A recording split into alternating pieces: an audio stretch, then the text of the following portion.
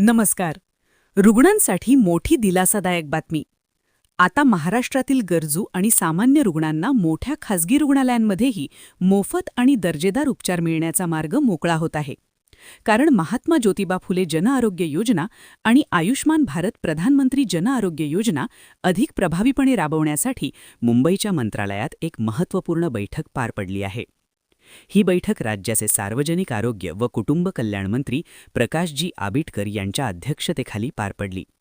या बैठकीत मुंबई महानगर परिसरातील नामांकित खासगी रुग्णालयांनी या योजनांमध्ये अधिक सक्रियपणे सहभागी व्हावे असे आवाहन करण्यात आले.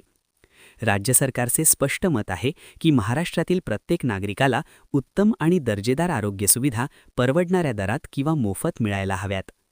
आता पाहूया या योजनेचा रुग्णांना नेमका काय फायदा होणार आहे. या योजनांमुळे पात्र रुग्णांना अनेक गंभीर आजारांवर मोफत उपचार मिळतात.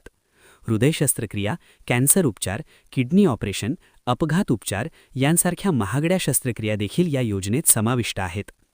सर्वात महत्त्वाचे म्हणजे या योजनेत कॅशलेस उपचार सुविधा उपलब्ध असते, त्यामुळे रुग्णाला आधी मोठी रक्कम भरावी लागत नाही. जर मुंबईतील मोठी खासगी रुग्णालय या योजनेत सहभागी झाली तर गरीब आणि गरजू रुग्णांना मोठ्या रुग्णालयांमध्ये उपचार घेण्याची मोठी संधी मिळणार आहे.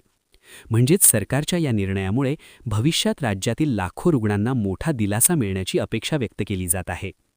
या बैठकीस राज्यमंत्री मेघना बोर्डीकर यांची देखील उपस्थिती होती. तसेच आमदार ज्ञानेश्वर म्हात्रे, शांताराम मोरे, चंद्रकांत पाटील, अभिजित पाटील, दिलीप लांडे, संजय उपाध्याय, सुलभा गायकवाड आणि मनीषा चौधरी उपस्थित होते.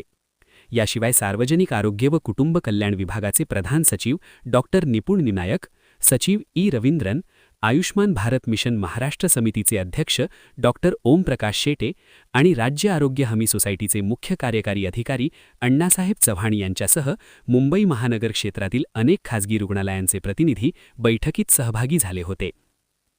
आपण पाहत आहात जनसर्वे मीडिया. अशाच महत्त्वाच्या योजनांविषयी माहिती, मार्गदर्शन मिळवण्यासाठी कमेंट करा, सबस्क्राईब करा, व्हिडिओला लाईक करा आणि जास्तीत जास्त शेअर करा. धन्यवाद.